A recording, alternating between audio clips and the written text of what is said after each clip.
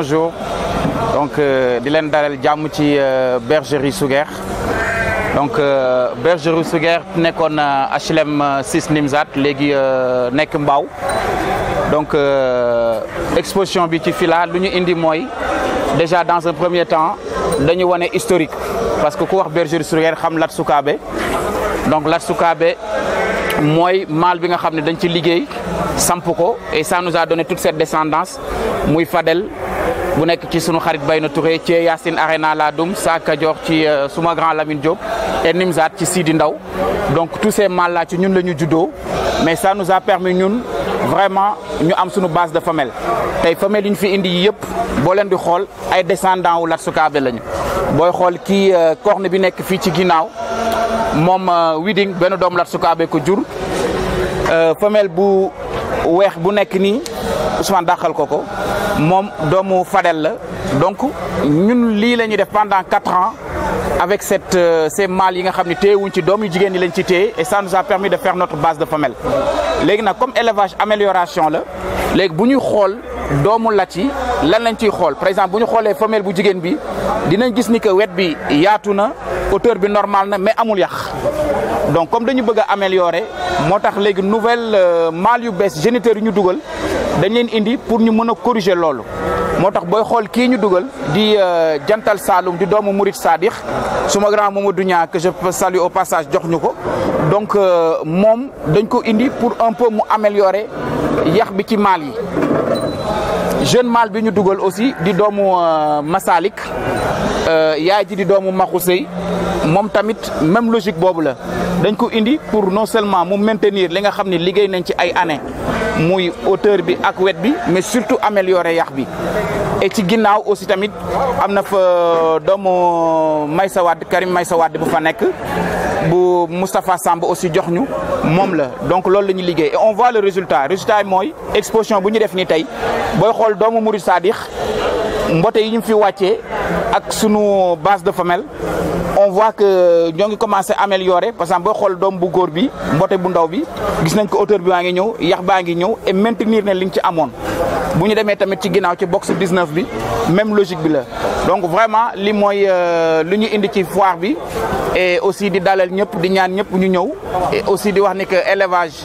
échange la partage la parce que tey bu ñu duggee ci box yi diñ fi gis ay doomu Nimzatt ay doomu Fadel yi fi nekk aussi tamit maa ngi nii jël ay maalu jàmbur donc vraiment di favoriser encore échange bi ñun ñëpp ñu nekk benn vraiment promouvoir élevage mooy sunu passion et vous êtes invités à venir prendre le café ñëpp daal ñoo ngi leen di dalal jàmm ci sunu stand bi welcome et di remercier nag toute l'équipe en commençant par Ousmane vraiment moo sonn ci xar yi notre veto et Lamine donc toute l'équipe nous vous remercions et welcome à IRA TV aussi ah merci beaucoup. ba tey rek ñun waa IRA TV ñu ngi fii tey ñëw ci foire bi fekk fi suñu jarbaat suñu xarit suñu kóllëre naan ko Mara Mbaye sëñ Mara maa ngi lay nuyu. waaw maman maa ngi lay nuyu maa ngi lay fay maa ngi lay ziare bu baax waaye maa ngi muslu ci saytaane rek di julli ci Seydina Muhammad sallallahu alayhi wa sallam di nuyu képp kuy béggee IRA TV nga xamante ni ay image am day leer rax ci dolli bu la interviewé boo ci jógee yàlla mën naa dogal nga am bruit boo xamante ni tubaarkàlla macha allah sa tur dina ndar képp àddina ma ciy félicité bu baax directeur bi muy suma ndijaay di suma xarit muy Abdou Thiam Dogo di félicité tamit yéen ñi nga xamante ni ay actionnaire majoritaire ngeen fa rawatina bokk taskati xibaar yi ku mel ni Tina maa ngi lay nuyu di jël sama nuyoo bi jëm ci jigéen ñi di ko teg ci sa loxo di leen félicité yéen ñëpp. macha allah am na solo xam nga Mara bu ñëwee tey fekk la fii ci foire bi il faut ñu tàll na suñu micro. ndax Mara Mbaye kàngam la ci réew mi ci réew Sénégal foo ni Mara Mbaye kenn du ko laajte. xam nañ ko ci fas yi xam nañ ko ci xar yi xam nañ ko ci lépp xam ko tamit ci borom xol bu rafet. nekk koo xamante ne bii ñun na daan doole rek lay def te képp ku mu xam rek loolu lay xamal daanal sa doole ñàkk a jariñu. loolu la Mara xam ba tax na koy buñ ko fekk dañ koy tàll suñu micro am contentement bu baax a baax. Mara ñu ngi lay waxtaan. maa ngi leen di fay bu baax waa IRA TV di leen wax fii ngeen ma fekk nag boo gisee moo indi leen fii foire bi ñëpp sumay xarit lañ box yëpp sumay box lañ mais buñ nee ngàcca puyte ci xar rek da ngay daal di ñibbi Maris bergerie Ndaw et frère ma félicité ki jiite bergerie bi yor xar yi muy Khalifa ñu gën koo xam ci Papito mook ñoom Mor Ngej ñoom ak ñoom Ngom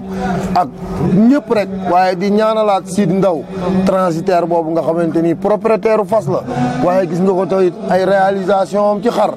li may wax su ma di jaay Abdou Thiam am na lu mu ci xam ndax wóola réem la xaritam la ci kanam tuuti bu ñëwee xam naa dinañ leen ko gën a présenté waaye kiñ tuddee foire bi muy borom bis bi ànd ak ay bokkam loolu moo jara waxtaane muy Lamine Diop propriétaire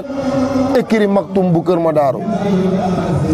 macha allah Mara am na solo moo tax ñu tàll la suñu micro ndax xam nañ xamal bu ñëwee dañu ko leeral ko askanu Sénégal. Mara looy dénk Sénégalais ak looy tàggatoo. non li may wax Sénégalais yi rek mooy il faut ñu yërëmante àddina ki yor teraanga ak ki yorut yëpp war nañoo mën a jaxasoo bokk ndey bokk bàyyi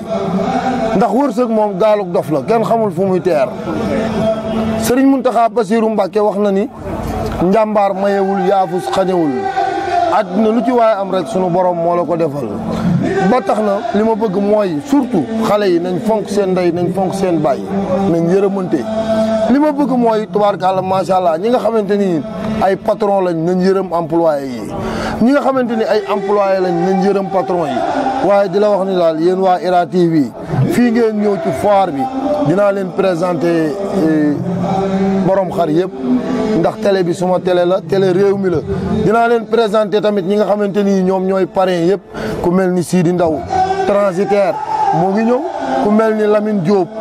écurie Maktoum moo ngi ñëw ak yeneen kàngaam yoo xamante ni ay xar lañu yor waaye maa ngi ñaanal taskati xibaar yëpp di wax réew mi daal vraiment ngeen ñaanal ma ba fu nit di dem di wax lu ñaaw ma bañ faa teg sama tànk réew mi ngeen ñaanal ma ba lu nit yor sama xol seet ci réew mi ngeen ñaanal ma moo bañ a ànd ak kenn àndu intérêt ak àndu jaayante ñuy àndu dëgg di soññaat ñëpp nag ci laadum yi nañ dugg ci xar yi ndax xar yi mën nañoo faj gàcce gu ne mën nañoo fekk ci ñaari super 100 ak kenn du la seet si ñu fexe ba ñëpp di ñëw ci yow waaye maa ngi ñaanal réew mi ak waa biti réew yàlla na yàlla tàppe xol yi ki naa ñi nekk ci kaso yi yàlla na leen yàlla génne ñi nekk ci hôpital yi yàlla na leen yàlla génne di leen wax daal li nëbbatu dëgg moo ëpp li feeñ waaye cay IRA TV. waaw ñu ngi lay jaajëfal bu baax Mara yow moom ba ma la xamee ba tey topp leen seen waajur loolu rek laa la xamee ba tax na loolu moo tax ma am cofeel sama diggante yow ndax Mara foo ko dégg yoonu Serigne Touba ko ñor jàng suñu borom moo ko ñor ak jàppale seen i waajur daan ngeen seen doole ñett yooyu daal taxal ma am ci yow cofeel Mara lépp loo teg loxo rek yàlla yëkkati ko may la kawe sa njort ci IRA TV tamit comme ni nga ko waxee yàlla ci yàlla may lu koy suñu barke Cheikh Ahmadou Bamba